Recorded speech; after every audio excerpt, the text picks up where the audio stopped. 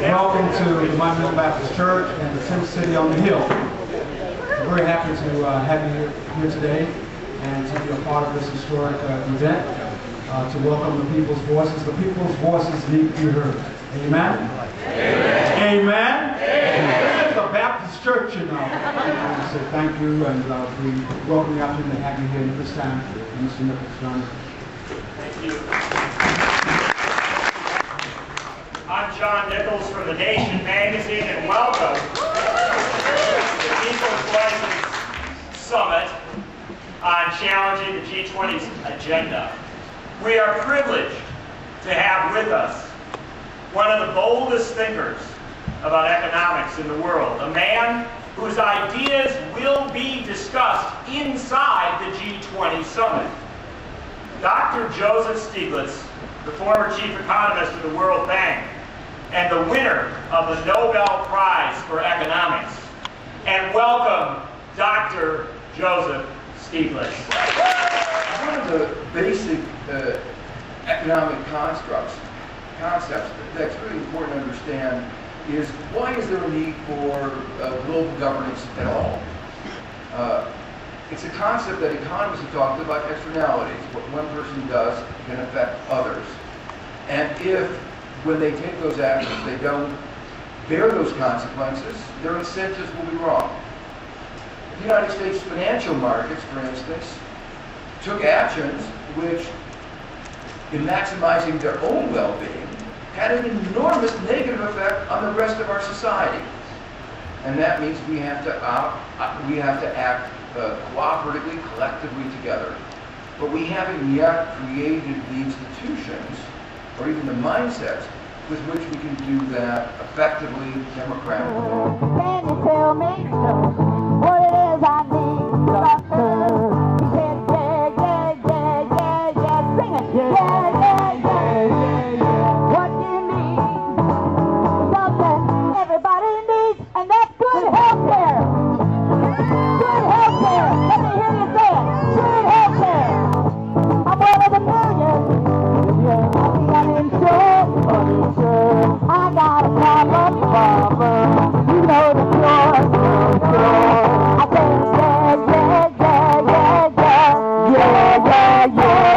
yeah. What I need, something everybody needs, and that's good health care. I'm talking health insurance. Good health care.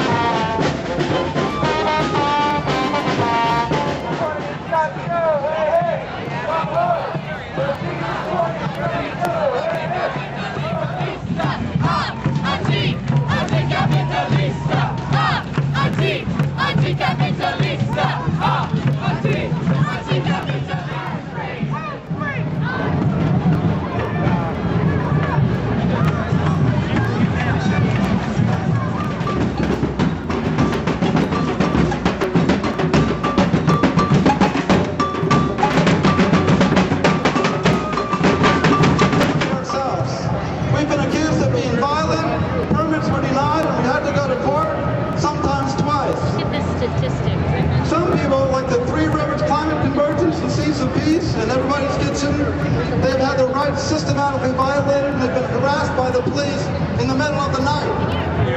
But we've also fought back for our rights to dissent, and we have forced the city to allow space for this protest and others. This is truly the People's March. We fought for it. We've got it. They said that we would be violent and that we should be silent. They've repeatedly tried to scare people away from protest in the G20. But we know we're not violent, and we're not going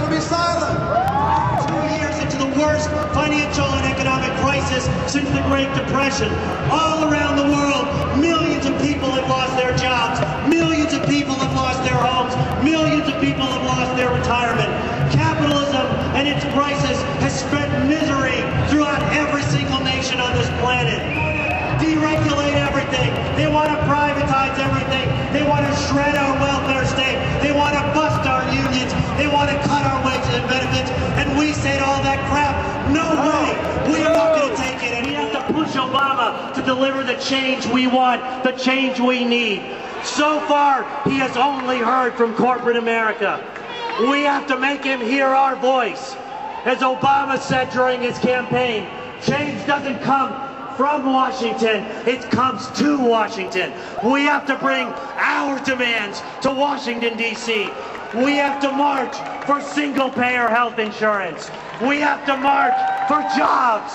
We have to march for the Employee Free Choice Act. We have to march for civil rights for gays and lesbians. We have to march for social rights for all. We have to march to drop the debt on third world countries. We have to march to stop the attack on the environment. And you know what? We can pay for all this. Just tax the rich. We will not win this without a fight. We cannot wait. We can't hope. We can't pray. We have to mobilize. We have to agitate for our demands. As the great black abolitionist Frederick Douglass said, without struggle, there is no progress. Yeah, thanks. My name is Jahan Giron, and I'm Navajo and African American, and I come from the Navajo Reservation in Arizona. The community that I come from has suffered many years of devastation because of coal mining, oil and gas mining, and uranium mining. At the same time, 50% of unelectrified homes in the United States are on my reservation. The G20 is tasked with strengthening that unsustainable economic system. It has commodified and privatized water, land, and resources all over the world, and that's resulted in people being kicked off their land, pollution, wars over oil, and also climate change. And guess what? The G20 and the UN Framework Convention on Climate Change and our government has found a way to turn that climate crisis into money. Green is the new green. And as a person who comes from a community that's been devastated by coal, and in solidarity with the Appalachian people who provide the coal for this region, I'm here to say that clean coal is not green. Carbon trading, which means taking over other people's land, cutting down forests,